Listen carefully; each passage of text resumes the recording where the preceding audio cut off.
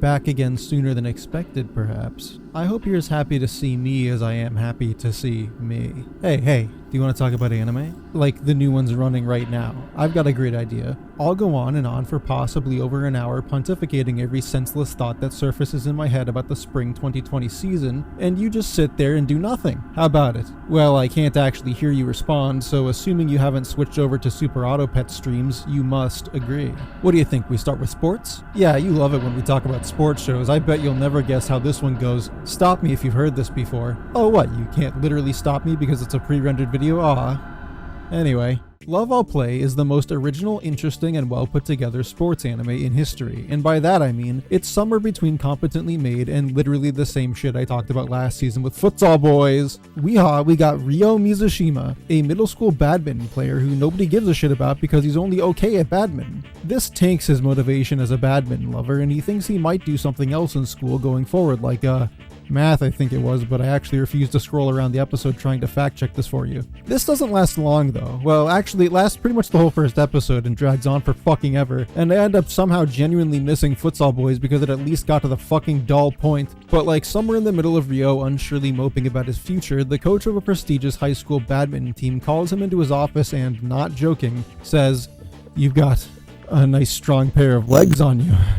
And that's his one and only reason he asks Ryo to apply to his high school and join the badminton team, going so far as to offer certain admission as a sportsman. Like one would expect of a Japanese father figure, Ryo's dad tells him there's no way any son of mine is going to be a renowned athlete. You should just give up and go to a less impressive school. After all, you might get a boo-boo playing sports. Ryo for some reason ends up agreeing with this premise to some extent because he declines the offer but still tries to get into school through regular entrance examination, just to like prove a point, I guess. Oh, did I mention that at his new school there's a super epic badminton player that Ryo once saw hit the shuttle penis really good, and he has since been inspired to be the best badminton player who ever badmintoned? More like goodminton, except this is shit, so still just badminton. But uh-oh, big twist. He's an abusive asshole because he's better at the sport than everybody else. Hey, wanna see him hit the thing again? How about 20 more times? We can show that to you 20 more times if you want. I'd like to give this show one compliment though. My therapist says I should make one positive remark a day to reduce my anger, stress, bloodlust, and incontinence. The characters have a nice style to them, not because their designs are novel, they aren't, but because the art direction reminds me of a much older style of anime. They have the more jutted out faces of a 90s show and have the same school tailor as Evangelion. But overall, what was I expecting from a new sports anime? Something different? You know what they say, you can lead a horse to water, but you can't make it write a good television show. You could also hire that horse as a star voice actor in Fanfare of Adolescence, a horse racing anime about former superstar idol boy Yu Otonashi Arimura, from the famous group Mr. Doctor, the shit writes itself, who, seriously, stop me if you've heard this one before, went to a horse race and became so enamored that he dropped his extraordinarily successful career, abandoning his group members, to go to horse riding school and become the greatest horse rider who ever horsed. It's too late to warn you now, but I fucking love saying horse, so I'm now going to attempt to shove horse into the script as much as horsing possible. So we see Arimura look at some shitty 3D horses, and we're introduced to a bunch of other less important characters with some stupid hair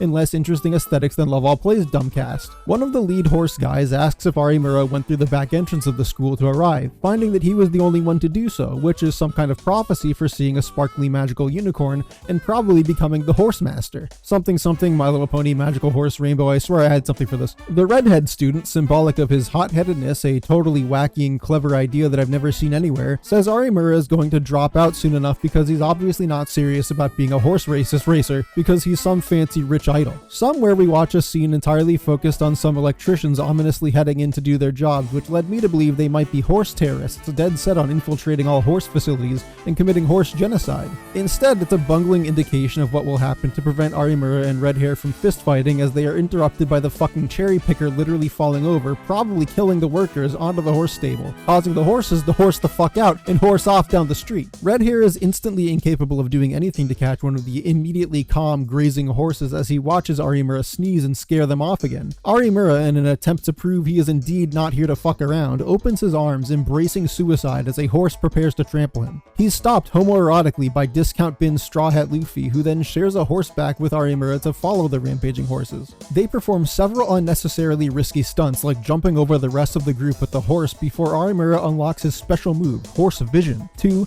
not joking, this is what it says, leave me alone, become one with the horse. And then he grabs the horse and everybody clapped. Arimura fumbles dismounting the horse and is super gaily caught like a horse princess by gay horse Luffy, unleashing a wave of magic horse energy and mutual erections. The episode ends as Arimura flips out on a news crew asking if he's ever going to cut the shit and keep working in music. With enraged feces running down his leg, Arimura declares once and for all that he fucking loves horses. That's the show. I don't even know what you want me to say. Same sports anime shit, chucklesome narrative procedure, horse. However, badminton and horse racing being the low-energy snore festival activities they are, I can understand why you might be yelling at your monitor, pleading with me that there must be an actually good sport to make a cartoon about. And to that I say to you, golf. The most invigorating spectator sport I can possibly think of. Thankfully, somebody out there has their head on straight and conjured up Birdie Wing. Birdie Wing is not about birdies or wings, but is instead named after some idea in golf I have, like everybody heard of, but unlike some, don't care to know about. You see, the previous section was what some might call sarcasm, in that golf is generally considered fucking boring, except among those who are wealthy enough to play it at the country club.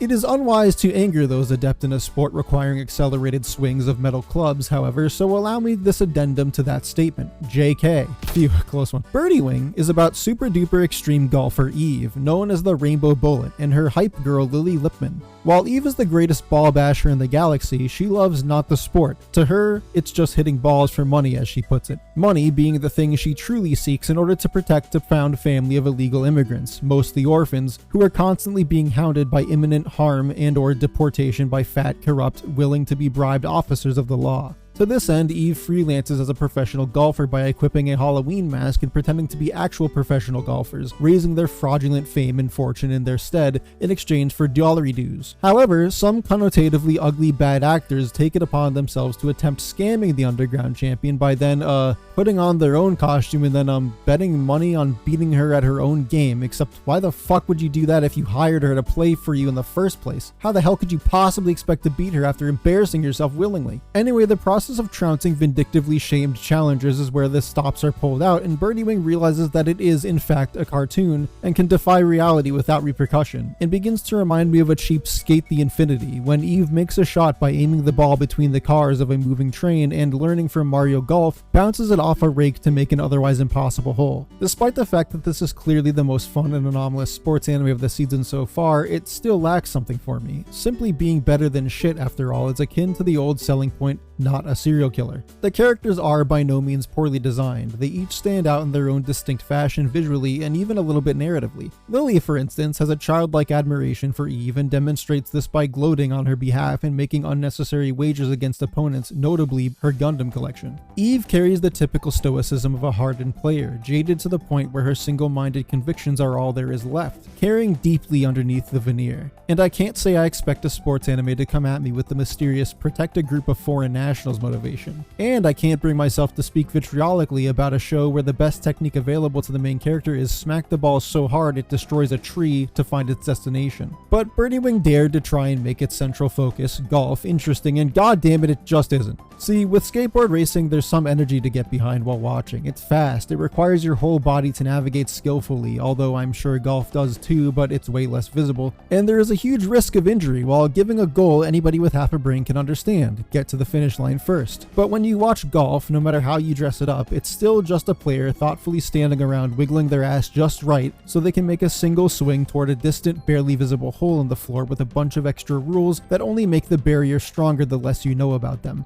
Bounce the ball off an airplane and make the crowd go bananas all you want, it's still one scene, played in what is essentially still regular old golf. That doesn't provide enough in a show for me to really invest myself. The story, I think, is going to have to find itself in forcing me to care about Eve's ambitions and her relationships with her defendees. Also, maybe not important, but there's this really fucking weird scene in the first episode where Eve is just posing like an album cover around various parts of town, sepia filter and broody music included, and I have no idea why. My suggestion for fixing things, do what Tribe 9 did last season and tape a jet engine to the golf club and integrate parkour somehow, then we got a show. But until then, I ain't sure about this one. But to be sure I wouldn't be unsure about this surely CG animated atrocity, Estab-Life Great Escape. It's a well-known doctrine of the anime world that fully CG shows are created by the devil to torture the immortal realm with unbelievably lazy writing and clunky, unappealing animation. When allowing Estab to Estab your corneas, one might understand when you, like an alcoholic parent, say aloud to the room, "Turn this shit off before I get the belt."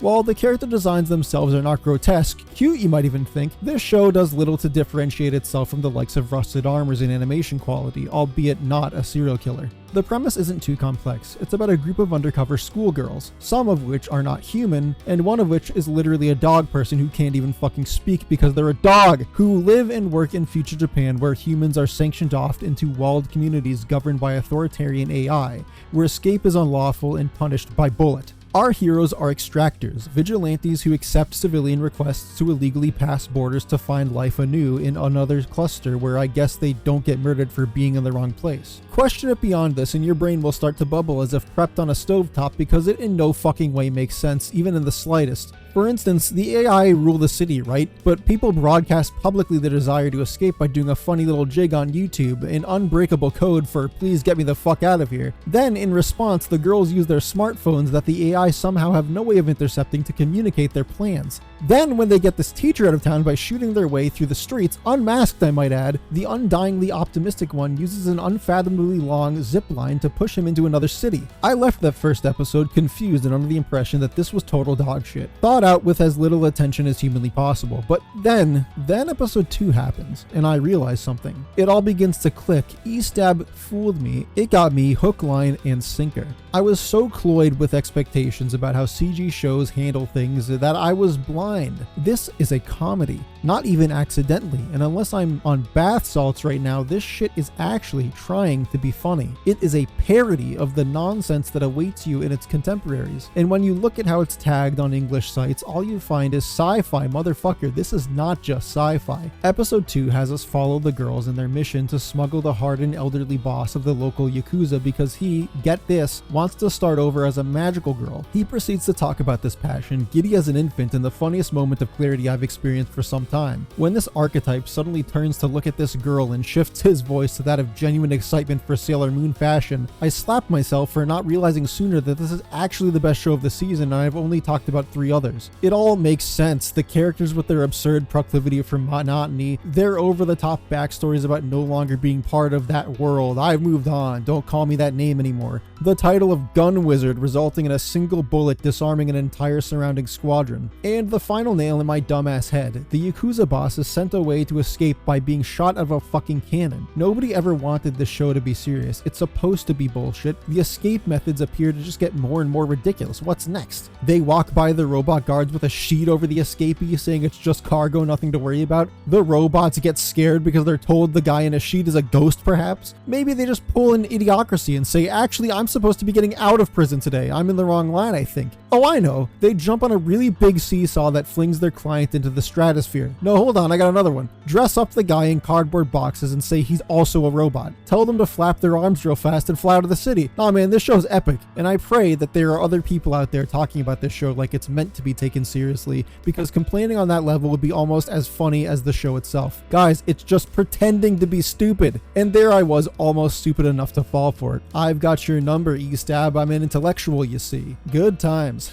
Good times. Well, Estab is a pretty layered show. It's understandable if you're too dumb to get it like I do, but worry not. I have a much simpler recommendation for you. Jantama Pong is so simple that it tells its story in like a minute and a half. It's about a bunch of mega cute characters who play mahjong to have their wishes granted, as is explained to you by a doggy man. It's based on a browser game where you get to play this magic mahjong. However, in the anime adaptation, they appear to play mahjong very little, opting instead to talk really fast and perform slapstick comedy. I truly do like the ornate, colorful characters though, very appealing in design. But maybe you don't find catgirls very cute and instead hope to spend 20 minutes of your time watching extremely malnourished young men who look as though they're on the verge of tears constantly, waiting for just one slight of their sensibilities to push them over the edge they're teetering on straight into a waterfall. Well, good news on that front. Studio Mappa's Dance Dance Danseur has you covered real nice. It's about just such a boy, Junpei Murao, who was once as bored as I was watching his story when he was no doubt forced by his parents to attend a ballet stage production. Bored, that is, until he snapped snaps awake upon seeing a man doing a bunch of fancy ballet jumps, inciting in him a sudden shift in his lifetime goals. Wait a minute, this is just one of those fucking sports shows I already stopped talking about. God fucking damn it, I can't believe I have to sit through another one of these shows. You know what? No, I've been calling isekai derivative dog shit for like every video I post, but sports anime are beginning to put them out of work. How can they be this repetitive? Well, at least this one's animated nicely, since it's Studio Mappa. If you like looking at ballet and want a cartoon about it, this is probably nice. I really think the characters look like they're about to drop dead if they don't eat a little more though. Anyway, Junpei might want to be a ballet dancer, but shortly after demonstrating his aspirations, his dad worries he might want to get into something a little more masculine in the traditional sense. It doesn't seem to stop Junpei all that much until his dad dies, leaving Junpei as the man of the house. This is when Junpei sets his heart on Jeet Kune Do, the only person recalling how much ballet meant to him, being his extremely checked out sister. Now for some, a story about feeling forced to repress your non-traditional impulses, gender or otherwise, in favor of posturing to preserve your public image is probably plenty relatable. And that's fine, of course, but Dance Dance Danseur is hardly the first anime to touch upon gender stereotypes and being comfortable with who one is. In fact, I'd say anime has been defying these stereotypes for years, long before Western shows gave a shit about these kinds of social issues in any way. But Dancy Dancy Daniel is pretty fucking straightforward, and for my money ain't telling me anything I don't already know. And it spends the better part of episode 1 dealing with Junpei's internal struggle, fearing he'll get his pants pulled down and called a gay wad at school as he slowly begins to come out of his shell after piquing the interest of a girl he thinks is hot and getting bullied by her ballet teacher mom into dancing for an upcoming competition. There's also some other guy we see locked in a room where he presumably does nothing but practice ballet at the end of the episode. That's probably important, but yeah, it kind of drags on with this inner conflict theme, but I suppose that's the point. By the end of it, I'm sure he'll have set his sights on becoming the best balletier who ever balleted. Maybe the other room guy will even throw some stone-faced denigration about Junpei's shit dance skills. It's otherwise presented quite beautifully with some unique shot composition, but if you're sick of sports anime at this point or you have no interest in ballet, then this likely isn't your thing. But enough talk about sports shit this season maybe. Let's move on to something even funnier than mahjong or men doing ballet being really fucking awkward. Aharen-san wa Hakaranai is about a high school where absolutely everybody you might meet is completely and utterly socially incompetent. It stars Raido Matsuboshi, a soft-spoken, stolid guy who, like Azumanga Daio's dear Sakaki, sends people running in fear of his height and disposition because nobody knows if he wants to talk about the weather or beat you to a pulp.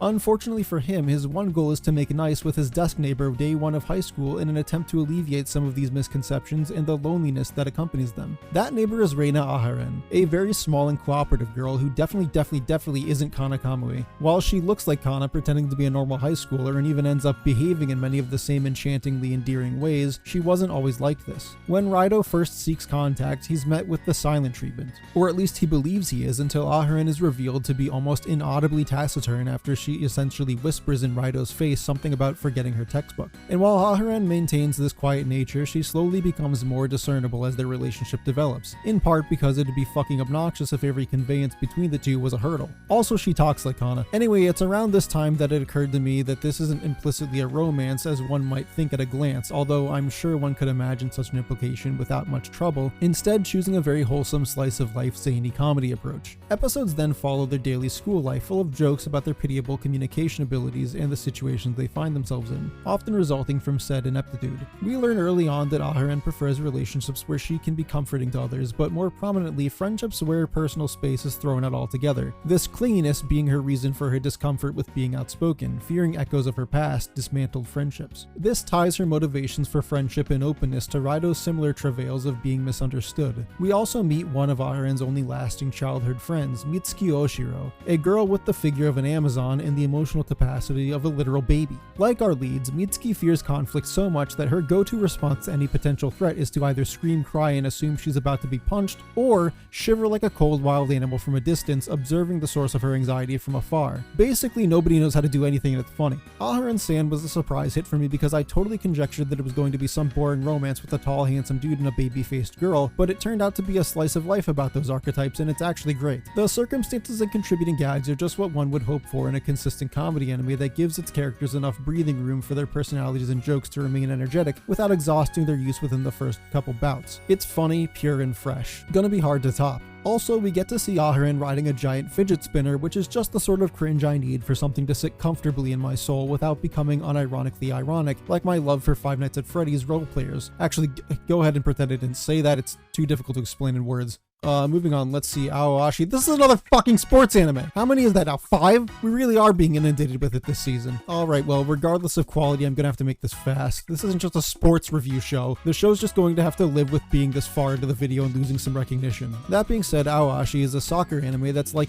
pretty good for a show about soccer. Not really something I'd sit down and watch for fun, but it does look nice. The animation is relatively smooth and more thought out than many of its athletic competitors this season. I'd say it sometimes rivals Danseur in this regard, but it's obviously more focused on being fast-paced than elegant since it's not about dancing. aoashi takes a surprisingly old-school shonen approach to its driven main character, Aoashida. Instead of sticking puzzle pieces together to tell us about seeing soccer once, being amazed, joining a new school, and so on, it starts us off showing that Aoi is not only already invested in soccer, he is literally the best on his podunk team, anchoring them to any chance of victory, something he boldly asserted would be the case upon joining initially. After a rival player literally calls his mom a whore, Aoi headbutts the guy, a scene a high school recruiter took notice of and revoked any shot at admission to a fancy soccer school. But somebody else saw the whole thing. Tatsuya Fukuda, an ex-superstar player turned manager of the Tokyo Youth World Team, I think for the Olympics, I forget the name, but they travel the world. He shows Aoi a more advanced technique for ball receiving, something Aoi isn't used to since his typical playstyle consists of running in like a chimpanzee and outdoing everybody with brute force. Still, Aoi becomes determined to manage the technique, and after impressing Tatsuya and scaring the whole town into believing he's gone missing by practicing the move actually all night, Tatsuya invites him to audition for the Tokyo team. Now, to me this isn't all that exhilarating, however, credit where credit is due, it isn't one for one the same shit as horse badminton and for all intents and purposes ballet show. And I do kind of enjoy the overall shonen persistence vibe this one gives off. Makes our lead at least feel like there was some genuine passion put into writing him rather than just sniffing around for a quick bag of money alone.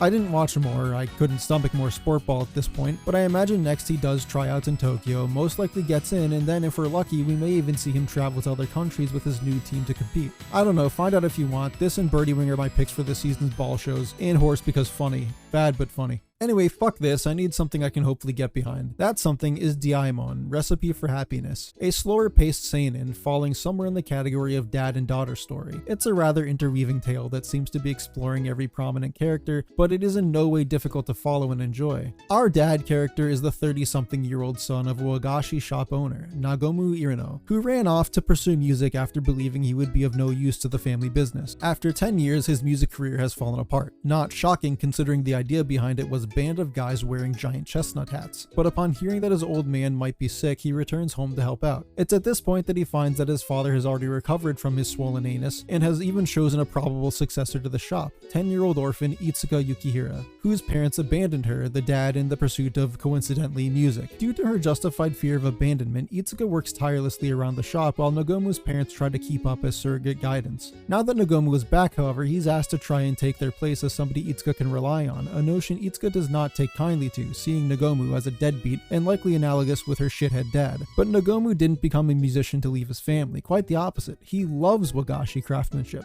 One might say obsessed even. So watching as Nogomu slowly finds purpose in his family business that doesn't interfere with patronage is quite heartwarming an experience. The same for Itsuka as she quickly starts to see inklings of dependability in Nogomu. But as I said, the show very much wants us to see everybody surrounding them as their own people as well, starting with Mitsuru Horikawa, a young girl tied by fate as an employee of their wagashi shop. Mitsuru has a lot of family obligation to her mother stuck at home dealing with like 20 kids or something, constantly being told how strong and reliable she is. Mitsuru, on the other hand, has big dreams of being, you guessed it, a musician, but feels she must repress this hope for the sake of her family, the only person she ever told publicly outside of the online nerds she anonymously streams to being her late grandmother, a woman who was quite fond of wagashi herself, leading Mitsuru to her current humble career as a sort of remembrance. The way this show manages to network people together with such kindred conditions while maintaining a sense of ipseity is quite remarkable. Music, sweets, and familial strife among each with their own identity. It's a story of menage, recovery, and purpose, but more importantly for everyone, a story of music and candy. If your heart hasn't defrosted from hearing about that, however, perhaps you're in the need for something a tad more inflammatory. And by that I mean, I'm going to light myself on fire after watching Shikimori's Not Just a Cutie, because I am once again awestruck that there is not an insignificant audience for this twaddle. It's disturbingly large, in fact. This strikes me in such a way that I no longer wish to maintain my civility and think it's okay, everybody likes different things. Instead, I'm beginning to favor the direct approach and say anybody that likes this, particularly those that find meaning in it, are not only stupid, they're from another planet than I altogether. It's the only explanation I have. That being said, I'll stick to just insulting the show for the most part, and while I may or may not think less of you if you disagree, it's important to remember that this is the internet and I'm allowed to burn your house down if you upset me, so yeah, think on that. Also, thanks for watching. So Shikimori is not just a cutie, is about a pathetic, limp-wristed, milquetoast, nondescript nobody named Yu Izumi, a character we are introduced to by watching him almost kill himself tripping over a rock 4 feet from his front door, deliberately showcasing his incapacity.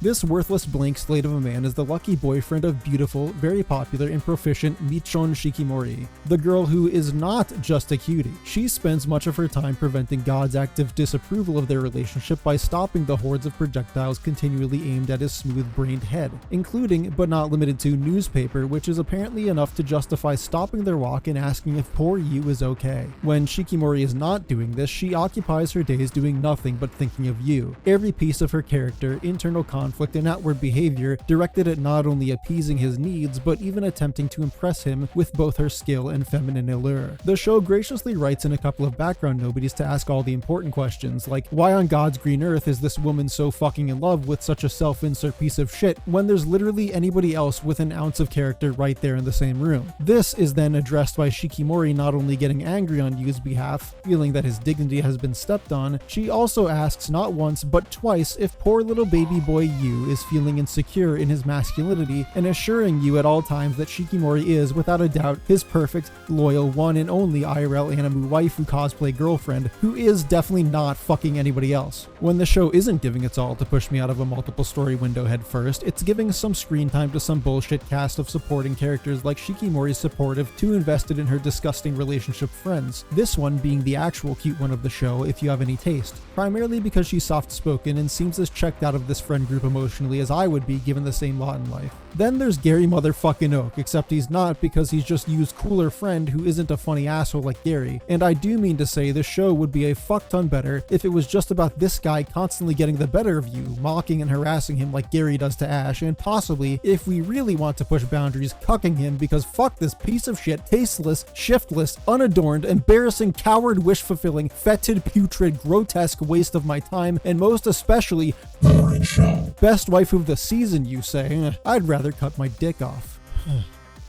Alright, I'm done having a meltdown. Wait, I got one more. You might think that was shameful, but I can live with that. It's not as humiliating as liking this show. Okay, now I'm really done. Love After World Domination is, like last season's Miss Kuroitsu, a parody of Sentai shows with all the Power Rangers and stuff. Jesus, I gotta go take a nap. As you'd expect, its narrative focuses on suited squads of heroes and their nefarious foes, in this case a shadow organization named Gecko. Love, contrary-wise, can bloom in even the most unexpected places, even the battlefield, a story as old as stories come. The bulky and popular leader of the Gelato 5 team, Red Gelato, known by his friends as Fudo Aikawa, becomes absolutely beguiled while fighting the demonic dominatrix dressed lead combatant Reaper Princess, real name Desumi Magahara, and calls her for a secret 1v1 Fox only no items final destination, but actually he springs it on her that he actually really likes her butt personality. Properly blindsided as she is, Desumi is still convinced to take him up on his proposition, firmly believing her villainous association will leave her kissless till death, which really makes you think why the fuck pick this line of work in the first place. Well, despite her reputation for being really good at being a criminal, she has quite the normal girl side going for her, painting her toenails in whatever it is normies do, matched quite well with Fudo's typical meathead mentality, thinking nothing but his new lady friend in Olympic heavy aerobics. From this point on, the show regales us with accounts of their secret rendezvous,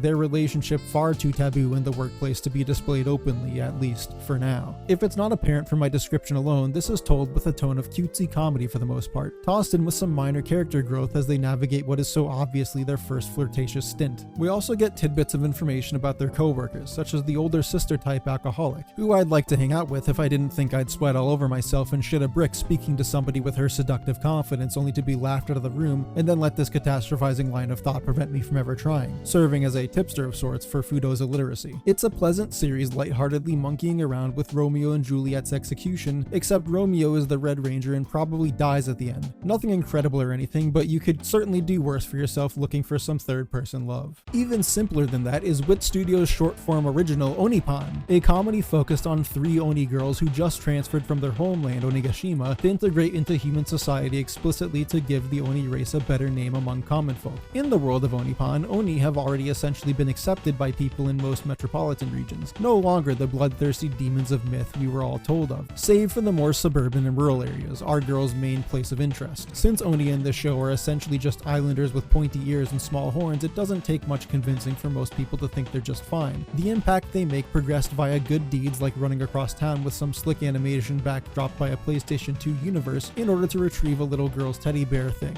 Our 3 leads, for reference, are the optimistic fashionista Sutsuji, laid-back sweet-toothed Tsuyakusa, and boisterous tomboy Himawari. All 3 voiced by brand spanking new voice actresses diving into their basal roles, a fact that, while readily apparent in their burgeoning talent, is quite winsome and auspicious to witness. They sound like little idols giving it their first shot, so be nice. I'm sure your first time would be rough around the edges too. The animation is bouncy and fun, the characters' designs are effective and brightly colored vessels of their attributes, their youthfulness a polished reflection of the fledgling actresses behind them. It fits nicely into a niche called "You Have Nothing to Lose Giving This One a Try, It's Cute If You're Not a Stiff." But now, things have been too easy for too long, and we have to talk about a show that seems to spare no effort in making itself as unnecessarily wordy and cumbersome as possible, Tomodachi Game. Now, I went into this one wanting to like it, and I still do on some level, but these high-stakes games that may or may not include death as a punishment can go one of 2 ways in my mind. They can invest me in the characters and or present enough well-built tension for me to genuinely want to know what's happening and why, or they can botch the rules of their game and or give me very little reason to care about what's on screen. Being roped into a torturous game of dire consequences is nothing new, and while I'm pretty sure Squid Game came out after the initial run of Tomodachi Game's manga, the premise rings very familiar for those in the know, and let's face it, who the fuck hasn't been coerced into watching Squid Game at this point? Tomodachi Game is about 5 super tight-knit high school friends on the cusp of saving enough money with their classmates to go on a big fat fucking school trip, which apparently costs like $700 a person. Where the fuck are they going, space? That is until the money is dun dun dun stolen, with no clues as to who the rat bastard that done did it might be.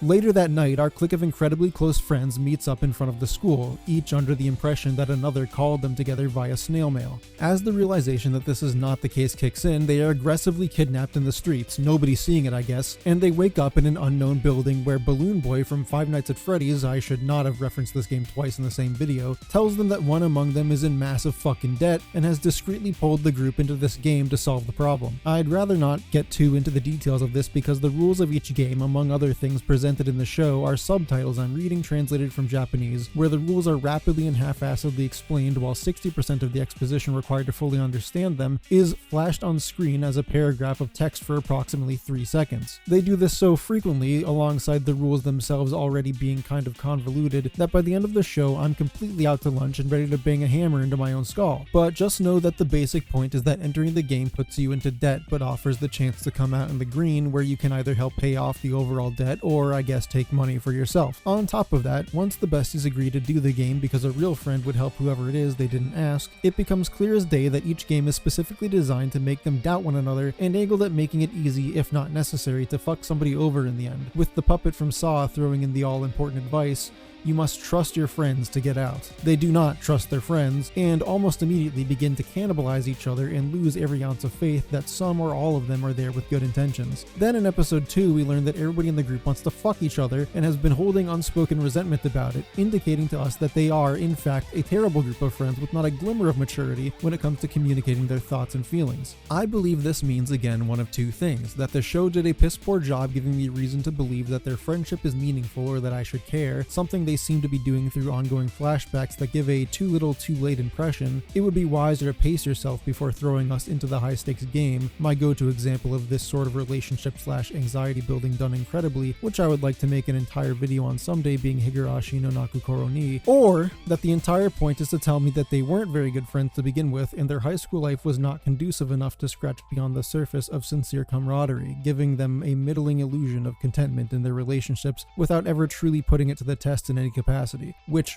could be a cool idea, but I still wonder if it would be more poignant if I were strung along with their illusion first before having it stripped away from everyone. Sorry, that was more run-on than usual, but point being, I think they jumped the gun on this. I've also watched a lot of anime where they try to write in some overly complex world rules or some other structure only to lose grip on it inevitably and fill the building blocks with holes or contradict itself, which I'm convinced might happen here somewhere along the line. Normally this kind of laziness or self-sabotage might be considered nitpicking to sit on, however, this is a show purposefully about an intricate game based on multiple strict guidelines, so it would be harder to overlook if those rules became flexible solely because it's too hard to maintain the web of ass over time. With all the teenage drama and confusion behind us though, if you can look beyond it, Tomodachi Game will, at minimum, provide a tense experience that will force you to think about the tactics at play pretty much always, and whether or not you can get invested in these mediocre characters with their stupid hair, you can at least ponder with yourself or your own really great friends, who definitely won't stab you, who done it.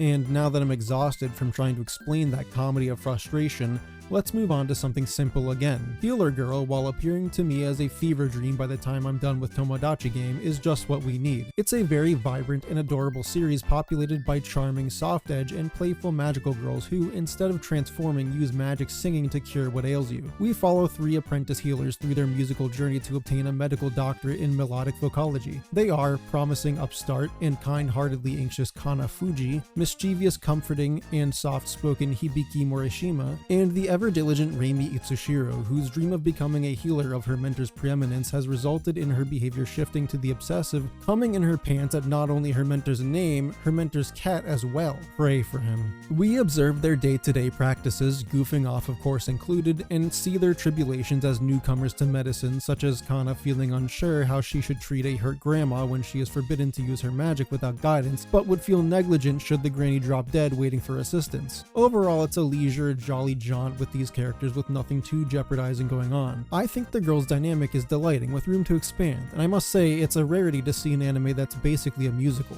Not an opera or anything, but given the subject matter, there is definitely a fair amount of random singing going on. I don't mind it though, outside of some important display, it's often nothing too grandiose. It just feels like watching some musical girls sing together in their room. Very homey. Although reading the lyrics is awkward, it always makes more sense rhythmically if you listen to or even better understand the Japanese vocals. The show has a pretty snappy pace to it for a little slice of lifey thing, and I really don't know if it's because my brain was working on energy saving mode after Tomodachi Game. I really did watch them in sequence, but sometimes the conversations fly by fast with a thought process that feels like I have ADHD, although let's not rule anything out. Like when Hibiki just starts explaining to me why vegetables are important, I was snapped awake and thinking, wait, why are we talking about vegetables? You're a music doctor, leave that to the regular doctors, which yes, do exist simultaneously. I wouldn't really take my word on this exact point though. Like I said, I started to run on empty here, and shut up, you don't know anything, I'm paying attention. You're the one who isn't paying attention. Go watch it yourself and find out. Wait, what happens when an ambulance shows up at a music hospital? Oh fuck, this broken limb is bad. We're gonna need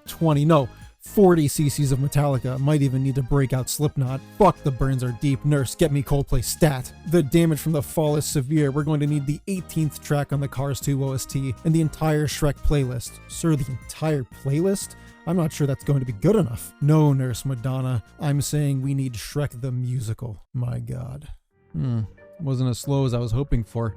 My brain still hurts. Let's see, we got Miss Shachiku and the little baby PPP piss pants ghost. This doesn't look so bad. It's about Fushihara, our eponymous corporate slave who regularly stays in the office all night catching up on her absurd wage cage labor. As rumors float about among the staff that there may be a ghoul in their midst that fancies their onigiri, Fushihara finds herself face to face with the demonic spirit during one of her death by overtime fatigue speedruns. The infernal soul, in an attempt to scare Fushihara out of the office, yells trillions of times for her to get the fuck out, but for Fushihara, nothing is more fearsome than a missed deadline. The entirely unfazed Fushihara approaches the now weeping entity only to be met with a literal baby with a megaphone who only wants Fushihara to go home out of concern for her well-being. Miserable as she is, Fushihara takes some delight out of the dumb baby stomping its feet and crying, seeing it as adorable, a fact the narrator almost exclusively repeats and then goes on break for the rest of the show because he adds nothing else to the plot. They aren't paying this guy enough. Then for 20 minutes the show hammers you over the head with this exact premise at the pace of a dead marathon runner. It's so fucking slow. Then I watch episode 2 hoping and praying that I'll see one of the other 3 baby spirits that are supposedly in the show. But no, just more watching the baby ghost very slowly explain to the dead inside Fushihara that overworking will really kill her one day.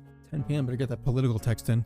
Assholes. It's cute, okay? Really, there's nothing inherently wrong with the show even, but for the love of fuck is it gruelingly slow sometimes. It's the perfect example of a gag manga adaptation that clearly doesn't have very long chapters, but for whatever reason the anime team thought it'd be a good idea to stretch it out without any additives. I find Kaguya-sama Love is War to be too much for a 22-minute runtime, but this is a new level of decidedly not pacing the minimalistic chapters appropriately. Although I haven't read this manga, so maybe it really is 5 panels in a row constantly showing us how Baby Ghost waddles her way over to the blanket. You know how I said Aharen-san does a great job of using their characters' consistent attributes while keeping the jokes fresh? This is the opposite of that. I don't hate it, it's like Dragon Maid kinda, since Fushihara seems like she will gather a family of baby spirits akin to Kobayashi's family of dragons, but like, if Dragon Maid didn't have any content to work with. If I wasn't ready for that nap before, all I gotta do is put this on and I'll be out for a week. After Shachiku and the Diaper Demon, just about anything seems more exciting, even a show focusing on an idol manager instead of the idols themselves. In fact, Heroines Run the Show, the unpopular girl in the secret task, despite whatever irrelevant imagery that name brings to mind, is about exactly that. New to the city country girl Hiyori Suzumi moves to Tokyo to attend a high school that will permit her long-running passion of running for long periods on a track and field team.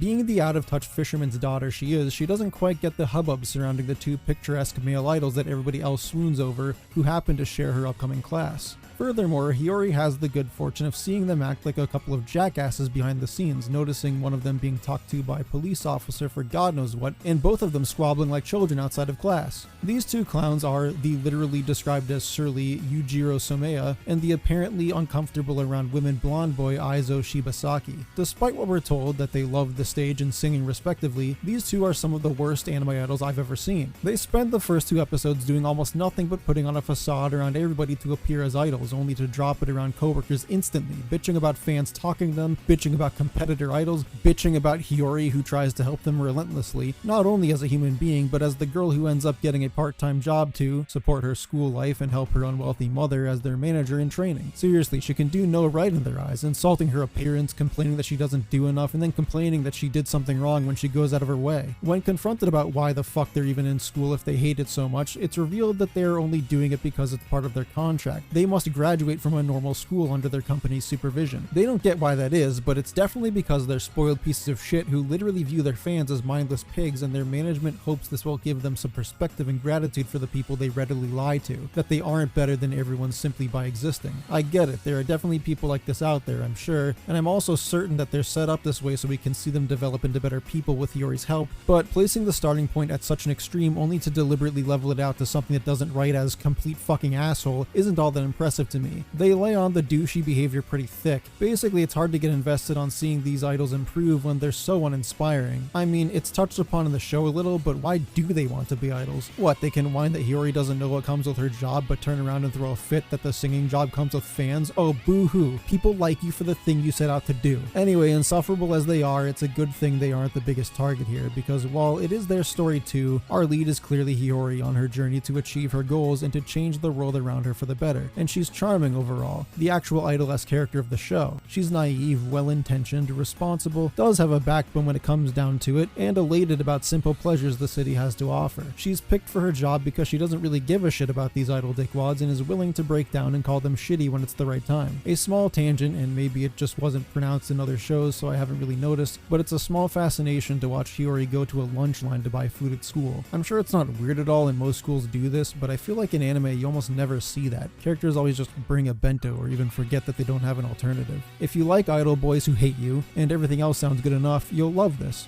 Maybe. This isn't especially descriptive of a particular demographic, I feel, but oh well. More importantly than all of this, however, is Hiyori's new friend, Juri Hattori, a kind-hearted and lively gyaru who advises Hiyori on survival in a big city school. She's not all that important to the show thus far, but she is important if you're not stupid and can recognize the best girl of the season when you see her. Of course, you're free to disagree with me if you like embarrassing yourself. Perhaps one of the, 40 girls from In the Heart of Kunoichi Tsubaki is more up your alley. I mean, they're all like Code Lyoko-headed lollies. I guess they're kinda cute, kinda weird, but if that's your character type, then you'll really want to see this one. Seriously though, I don't even know how many characters in this show. Every time we turn around, there are 3 more Naruto lollies walking around and talking to people like I know who they are. And the show does that a lot. First episode almost makes me think I'm watching season 2 with how often I'm given the impression I should know who these people are, but absolutely don't. Oh shit, this is Cloverworks, huh? Well, it looks pretty nice animation-wise. Definitely not their best work. I think this show desperately wants to be Senran Kagura, since they did an okay job of giving each girl a distinctive look, but they forgot the part where the characters in Senran Kagura have some genuinely funny and unique quirks. And they especially forgot the part where I know what the fuck is going on. Oh, and Senran Kagura characters are,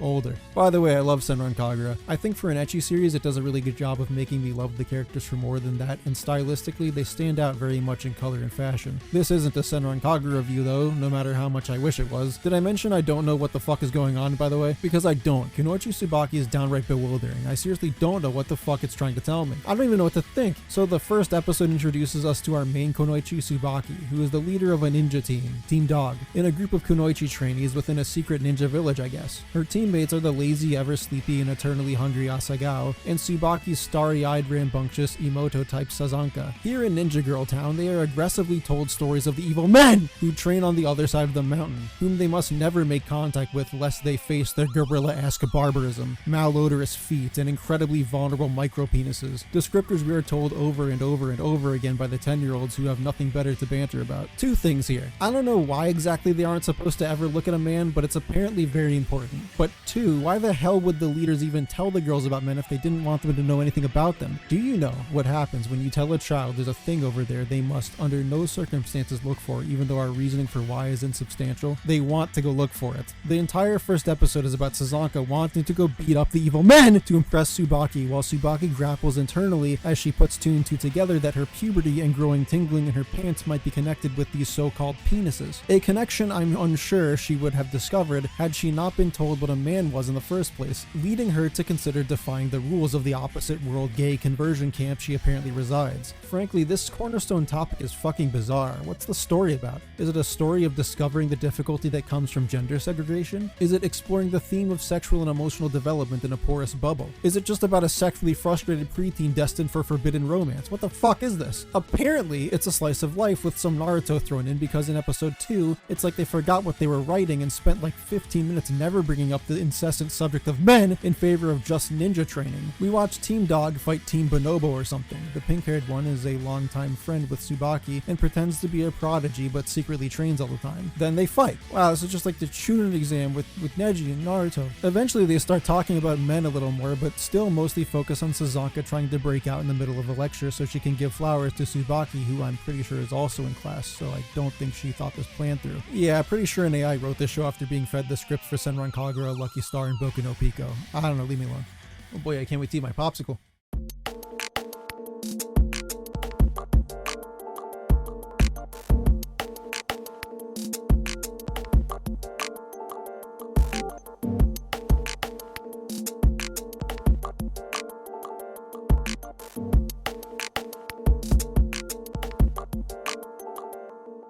Now we get to the most anticipated new series this season, Wit Studio and Cloverworks collaboration, Spy X Family. If I had to guess, the one you've already heard of. Unlike many of the shows at the tippy top of the hype ladder per season, I'm pretty into this one. But I also feel a little bad because I don't think I have a fuck ton to say about it. Spy X Family is fun, super fun even. I can't think of anything really wrong with it at all, except that maybe the world building information I'm given is a bit overwhelming, although honestly not crucial in following along with the characters. It's not mind-bogglingly great either, but you don't have to be paradigm shifting to be the most entertaining. And Spy X Family lives up to the hype in this way. It's telling of this season overall though, and I'm beginning to feel like I've once again dissed the previous season too hard, only to make it to spring 2022 and be greeted with further mediocrity. Again, I say it, but this season pretty meh. And the top shows for me aren't like epic, you know? Just feels like it keeps getting worse, but eventually a season will come out and make me feel something inside. Maybe. Someday I'll stop saying this season sucks cock and you'll just have to assume. Anyway, Spy X Family is about super spy codename Twilight. a man who has unreservedly dedicated his existence to being a secret agent with one simple objective, world peace. And to this end, he is sent to covertly interrupt the flow of information between world leaders and their enemies in the hopes that it will prevent war between Ostania and Westalis, the shadow of a cold war looming above. Ostania is our primary setting, based on Germany to some extent. Here, Twilight is given a new mission. Acquiring the name Loid Forger, he must make a family and enroll his child in a fancy school to lure out a secretive government man who's up to no good. To do this, Loid adopts Anya, a quirky child who gives the impression of high intellect but is really more intuitive in the use of her telepathic abilities, unbeknownst to Loid. He also acquires a wife by happenstance, one Yor Briar, who appears as an awkward, quiet girl at work amongst her obnoxious co-workers, but is, in reality, renowned assassin Thorn Princess, again, unbeknownst to Loid. Some intelligence officer you are, but both are accidentally symbiotic for their cover stories. The three carry on as a fake family, sure to find that they might end up a for-real family along the way, something Loid is already fearing as he becomes protective of the orphaned Anya fairly rapidly. These three act simultaneously as total badasses in action segments that are brilliantly choreographed and smoothly produced, and as the comic relief of the entire scenario given both the ridiculous nature of their household and their utter inability to be normal, having no experience with normal life. Loid, for instance, is so dedicated to being a spy that he almost lets slip his identity with just how odd his mannerisms are in everyday situations, leaving his date by saying he senses no further intelligence in their conversations. Based, by the way, me too. Don't waste my time, you brainlet. I also love that he at one point calls his new child a creature due to his sheer ignorance. He somehow serves as a straight man and a clown, and the comic timing of some of it is glorious. I don't know Yor too much yet, but her gracelessness that her co-workers so despise comes not from true inability, although there's likely a lack of experience on her part, but mostly from her disinterest in being one of the girls, it seems, holding back her go-to solution of kill them only for the sake of her civilian brother's peace of mind. But she seems nice. Anya is obviously the star of the show though, being the cute mascot and all, but also because she provides the honesty in the family, bringing them closer together, literally, by reading their minds and manipulating the situation as only a child could to bring harmony, but also because she's a good kid who just wants a place in the world, and these misfits are the ones who learn to genuinely provide it. It's a really clever position to write her in, and it supplies that needed puzzle piece in the spy/assassin family for this to make sense throughout their interactions. The show demonstrates this set piece perfectly by letting us know each time she's using her powers without telling us a word, giving us the key early on that the glimmer and the sprinkling noise means she's taking a peek. So natural an indicator that one could likely tell that she's psychic before any confirmation is given by it alone.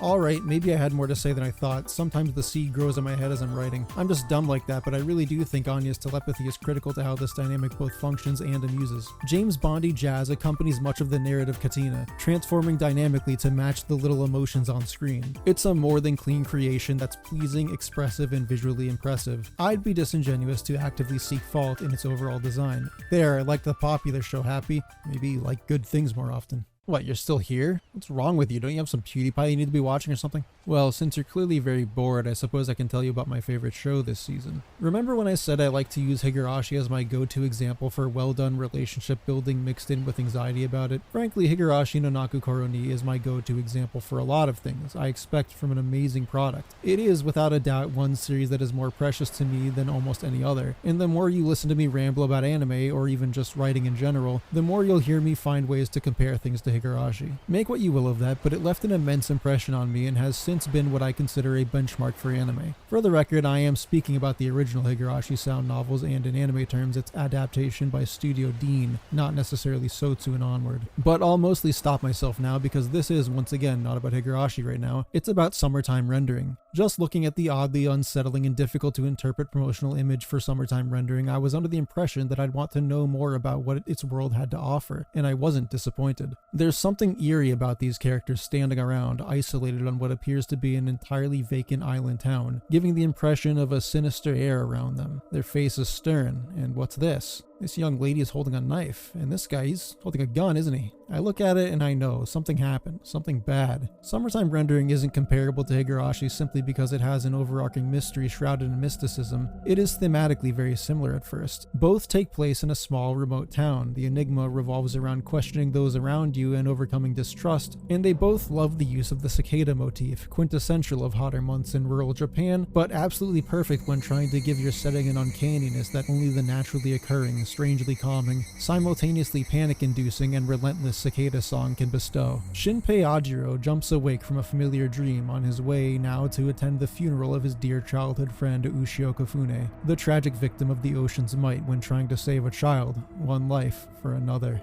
Shinpei grew up on Hitogashima, an orphan cared for by the Kofune family for the last 10 years after the loss of his parents, but has since moved away from the island to find his own path. Brought back by calamity, he is faced with those closest to him just barely maintaining composure until they aren't. Their mourning, their devastation made uncomfortably and intimately conspicuous. But some people, they aren't being candid, they know something. That Ushio's passing is too complicated an accident, some evidence lending itself to murder. But who?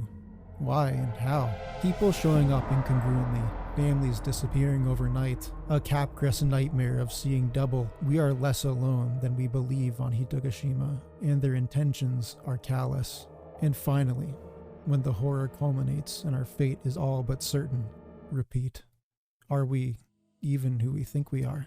I won't say more. The simulation ends there, every revelation putting the pieces together only to find the puzzle is larger than you thought. An experience that demands you take the time to appreciate the cold beauty and thoughtful quietness of its incredible atmosphere and natural stage. Its enchanting characters animated teeming with life only for that facade to be torn away when they take off the mask. If you enjoyed Higurashi, a story or at least shared lineage that I'd be astonished if observed not to be influential on Summertime Rendering's conception, or just want a new dark mystery to explore, then Hitogashima is exactly where you need to be. Don't miss out, because it won't be secret for long. Find me when you land there. Or maybe you won't.